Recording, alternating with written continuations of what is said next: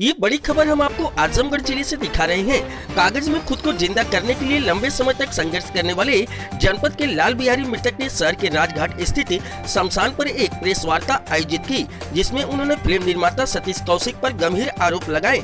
उन्होंने मीडिया को बताया कि फिल्म निर्माता सतीश कौशिक ने एक फिल्म बनाई है जिसका नाम कागज है, जो आने वाले 7 जनवरी को पर्दे पर रिलीज होगी, जिसमें लाल बिहारी मृतक की पूरी कहानी होगी।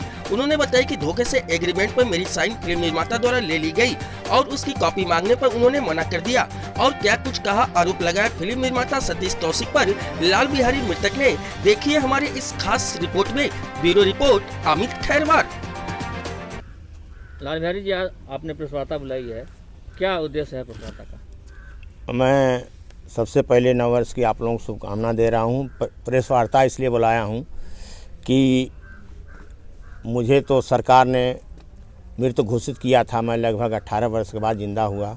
अब मुझे सतीश कौशिक मेरे सारे अधिकार को ले लिए हैं। मेरी कागज़ फिल्म जो बना रहे हैं उसमें एग्रीमेंट करा लिए, इसलिए मैं प्रेस वार्ता बुलाया हूँ। आप लोगों से कह रहा हूँ कि मेरे सारे अधिकारों को लेकर मेरे साथ धोखाधड़ी अन्याय किया है। और जब मैं एग्रीमेंट की कॉपी मांगा तो कहे कि आपको नहीं मिलेगी। मैं आपकी पूरी जीवन ले लिया हूँ और मैं इसको बेचूंगा, जो चाहूँ करूँगा, आप इस पर कुछ नहीं कर पाएंगे। तो मैं इसलिए बड़ा दुखी होकर कि मेरी लड़ाई मीडिया के लोग लड़े हैं और मैं कैसे उभरा हूँ। लेकिन फिर मैं जाते जाते 45 वर्ष में फिर एक फिल्म निर्देशक के यहाँ फंस गया और मेरे सारे अधिकार को उन्होंने ले लिया। क्या अधिकार आपका ले लिए? सतीश कौशिक ने एक मतलब वो जिसमें गाना लिखे थे और एग्रीमेंट हमसे कराए थे कि हम आपकी फ़िल्म बनाएंगे, लेकिन वो एग्रीमेंट में सारे अधिकार को ले लिए हैं, लिखवा लिए हैं। और जो इंग्लिश में लिखा था, हम लोग इंग्लिश जानते नहीं, हिंदी भी पूरी नहीं जानते हैं। तो ये मेरे साथ बहुत बड़ा धोखा अन्याय हुआ है।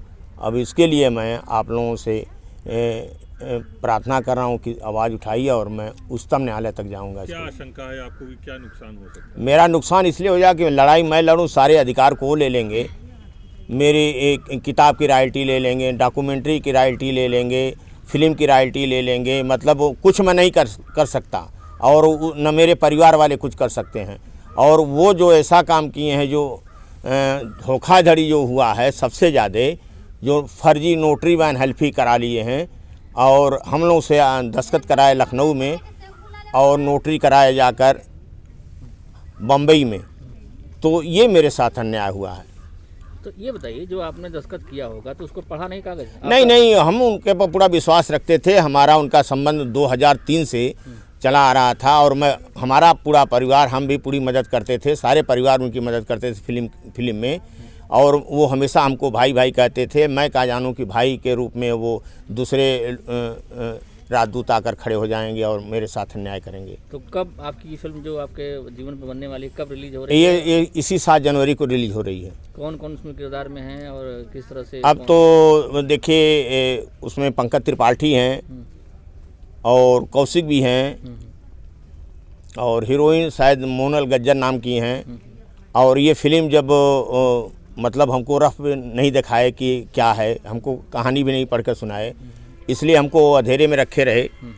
तो ये मेरे लिए एक घातक और अन्याय हुआ है। अच्छा, ये बताइए, जैसे जो आपको एग्रीमेंट कराया गया होगा तो उसमें आपको कुछ पेमेंट तो किया गया होगा?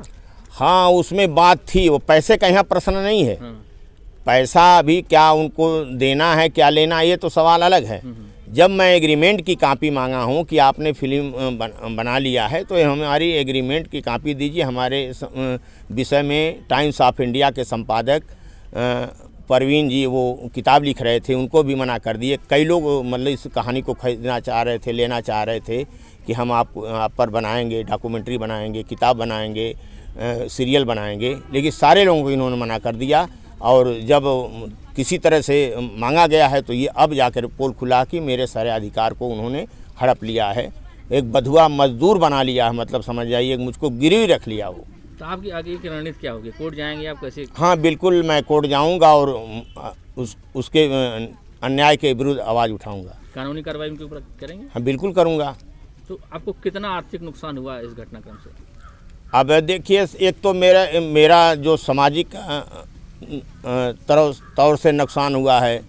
आर्थिक नुकसान मतलब 18 बरस में कई बार कई लोग फिल्म बनाने आए, डॉक्यूमेंट्री बनाने आए, किताब लिखने आए, सभी को मना करते रहे। तो अब समझ जाइए कि मेरा तो बहुत नुकसान हो गया है।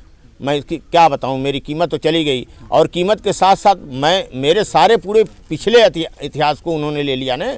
मैं लड़ाई लड़ता रहूँगा, वो मेरी कहानी को बेचते रहेंगे, लाभ लेते रहेंगे।